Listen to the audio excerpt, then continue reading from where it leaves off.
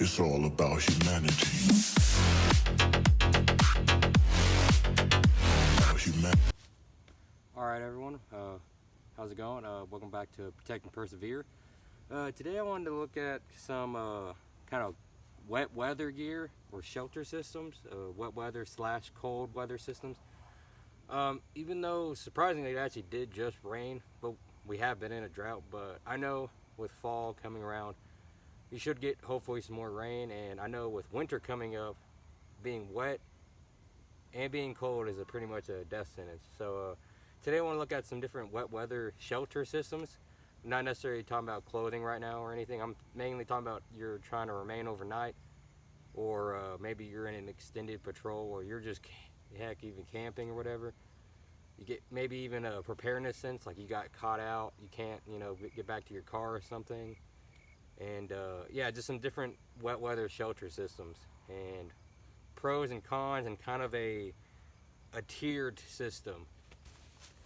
So I've also been trying to put some of this on my Instagram, so go check that out if you can. But I'm gonna be dropping a picture list and kind of setup, so everything's more broken down and a little bit more easier to digest, I guess. But I guess the smallest system I'd go with is a poncho. So behind me, and I'll probably throw in that footage of me struggling to put it up quickly. But a poncho could be worn as a garment, so like a protective layer, like you throw that on. And you can make a decent A-frame shelter, so you just crawl under it. In my experience, you still need some other stuff if you want it to be relatively comfortable, at least like a bivvy or maybe a ground sheet and then your sleeping bag, if the weather's not that bad. You could also, I guess, do a lean-to shelter, or just tie one into a tree and then kind of just, sit in the middle of it. But yeah, poncho condenses pretty small, versatile. That I would at least have a poncho on. The next item I would add, and I've actually recently added, is a Bivvy system. And I know there's a lot of the old USGI ones, like the MSS system. They have like the Bivvy bag, the green bag, and the black bag, and the regular Bivvy comes in different colors and stuff, and it's made of Gore-Tex, pretty durable. And a lot of dudes anecdotally talk about how at the very least they'd have their Bivvy because they know that they can crawl inside of it and not die, especially in conjunction with the poncho.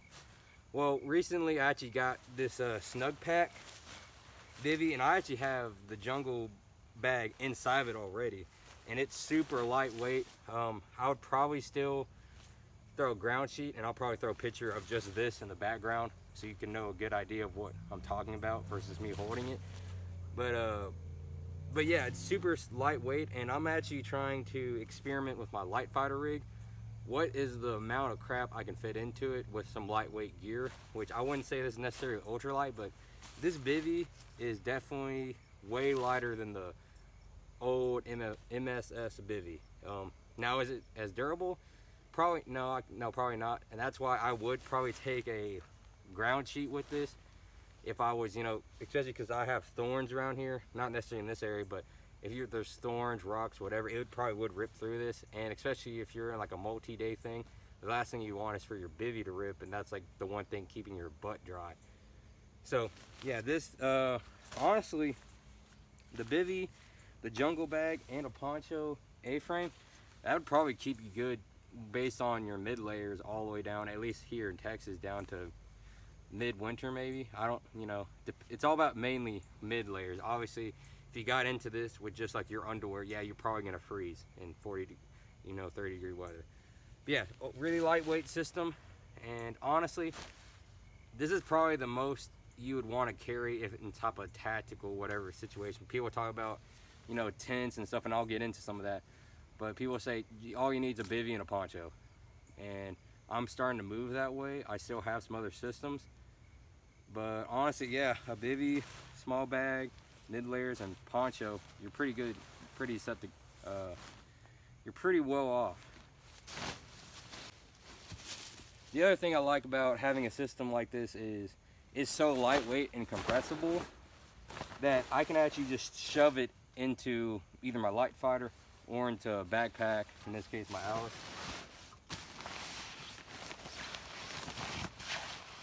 Probably want to get the air out first.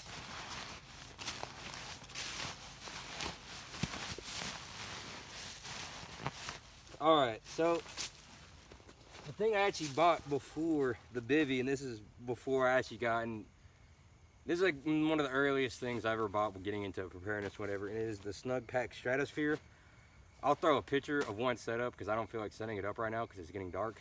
And but this is basically Redbeard Tactical actually commented on. He kind of coined it as a nano tent, a nano tent, or like a bigger Bivvy, in my opinion, because it's not as big as a tent, and it's not as compact and as lightweight and small as a Bivvy. Because you can tell by the size of this thing, and I don't even have the poles with it. I'll throw in a picture again of the Bivvy, like by itself without a sleeping bag in it. This is way bigger than a Bivvy. I know it is technically a Bivvy, but it's just way bigger. Now, I've slept in this, and it's pretty comfortable, but in all practical means, trying to find room for this, I tried to even squeeze this into my light fighter, and it's just, honestly, it's not a useful means of space. Like, it's just too bulky for. Now, what a lot of people use this for is like for stealth camping and crap like that, where you're not, you're not freaking, you don't have a freaking chest rig on, you're worried about you're getting shot or whatever. You're legit just camping and you want to be low profile or whatever. And I guess also maybe if you don't have trees and stuff and you can't set up an A-frame, which the thing about this is it's so big and bulky, but you still need an A-frame if it's raining that bad or something, because you're gonna crawl in it the whole time you're getting rained on and you have no overhead protection. I guess if it's lightly raining, that's fine, but I would still want to have something above me, even though this has the hood covering. So, yeah, I think it's still a good piece of gear. I just don't know if I would ever actually carry it besides just recreational uses or giving it to a buddy or something like that. But it is pretty comfortable.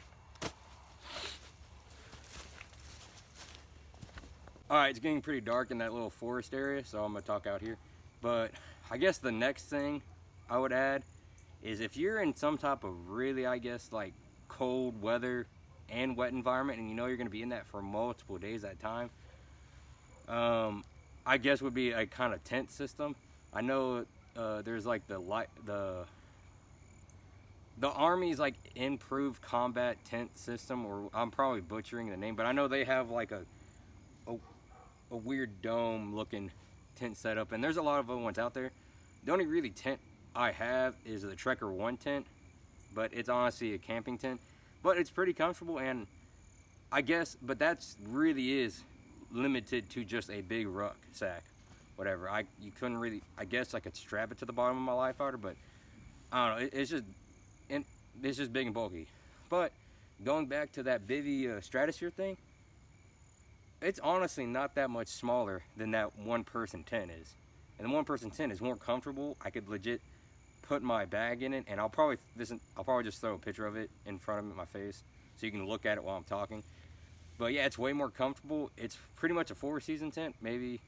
I don't know. In other places, it's probably only a 3-season tent, but yeah. But a lot of people don't think a tent is worth the weight savings, especially because if you're going to be out for multiple days, well, you're going to need that much more food or water or whatever. But, I guess, I don't know, with just, like I said, a Bivvy and a sleeping bag and a poncho, or even a tarp, which I'll probably talk about that in my Instagram. But, yeah, just, that's so lightweight. I'd probably only take a tent if I was freaking screwing around with my buddies, going camping. Maybe a prolonged hunting trip or something like that, which I don't. Right now I probably won't be doing much of that, but yeah, something recreational, maybe general preparedness, a tent would be a good idea. Alright, I hope this helped. Obviously there's people with way more experience and stuff like this, but I thought I'd just kind of drop my 2 cents into this. At the very least, I would look into some of your wet weather, cold weather systems, because winter is around the corner, or in some places it is already freaking freezing. Hopefully this year we don't have that bad of winter, but it's better to be prepared for it. Obviously, this is more like the outer realm of stuff you should be preparing for. So like having enough propane, firewood, whatever it takes to keep your house warm, generators. In a preparedness sense, yeah, take care of that stuff first. But this is more of the arm prepared citizen, whatever. Make sure your crap's squared away. this winter, and stay safe out there, and God bless.